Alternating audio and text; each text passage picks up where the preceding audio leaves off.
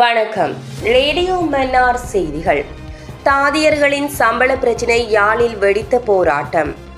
நாடளாவிய ரீதியில் தாதியர்கள் தொழிற்சங்க போராட்டத்தில் ஈடுபட்டு வரும் நிலையில் யாழ் போதனா வைத்தியசாலை தாதியர்களும் போராட்டத்தில் ஈடுபட்டுள்ளனர்.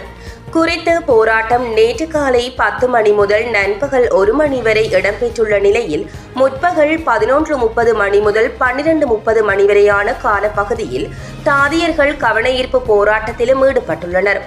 பாதேட்டில் தாதியர்களுக்கு ஏற்பட்டுள்ள சம்பள பிரச்சினையை தீர்க்க கோரி குறித்த போராட்டம் முன்னெடுக்கப்பட்டுள்ளது. இது குறித்து யாழ் போதனா வைத்தியசாலை தாதியர் சங்க தலைவர் தர்மகுலசிங்கம் பாலு மகேந்திரா கருத்து தெரிவித்திருந்தார்.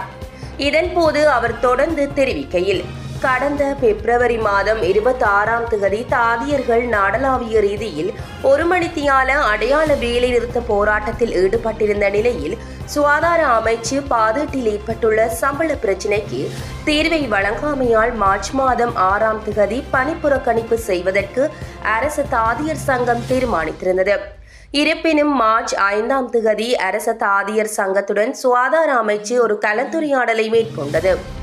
இதன்போது நிதி அமைச்சுடன் கலந்துரையாடி தீர்வு வழங்குவதாக தெரிவித்து கால அவகாசம் கோரப்பட்டது. இந்த நிலையில் வழங்கப்பட்ட கால அவகாசம் நிறைவடைந்த நிலையில் தீர்வு வழங்கப்படவில்லை. ஆகையால் நேற்றைய தினம் மீண்டும் கவனஈர்ப்பு போராட்டம் முன்னெடுக்கப்பட்டது என அவர் தெரிவித்துள்ளார்.